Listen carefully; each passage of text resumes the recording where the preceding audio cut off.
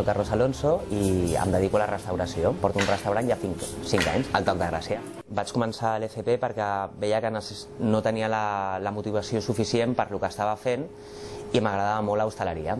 I d'aquesta forma m'agradava menjar i sobretot donar molt bé de menjar a la gent. Els estudis d'FP han estat claus perquè et donen molt important les pautes a seguir pel teu futur. Tu no pots pretendre que t'ho expliquin tot perquè hi ha moltes coses que precisament per això t'ho dona l'experiència, no? Però saber el camí que tens que seguir i el que no tens que fer està molt bé.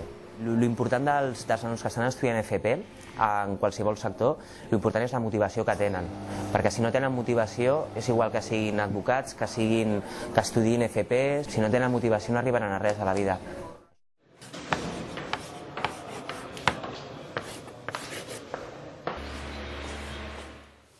Gestió comercial i màrqueting, perquè realment és una inserció ràpida al món laboral.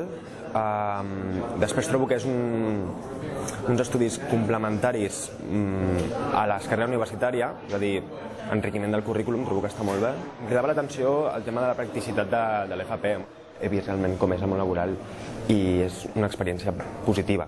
No et donen el contingut tot en teòric i tu has d'anar a l'examen i escopir, sinó que també moltes parts de la nota es desglossen en treballs i activitats pràctiques.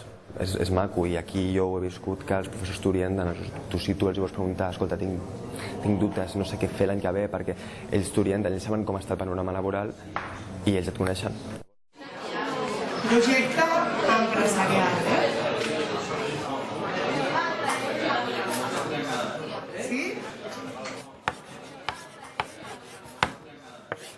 Les nostres escoles, les característiques, bàsicament el que volem aconseguir és formar persones que siguin competents, però competents tant en la vida com competents en el treball. Intentem que els nostres alumnes cada vegada més siguin els protagonistes del seu aprenentatge, perquè després ho aprenen de veritat. Jo sempre els dic, si realment encertes en el cicle que tu has escollit, doncs és que seràs feliç de veritat. La realitat és que no és cap pèrdua de temps. Augmenta el teu currículum, creixes com a persona i acabes obtenint allò que vols, però de veritat. Ho obtens quan tu has treballat i ho tens clar. I aleshores triomfes. Sí.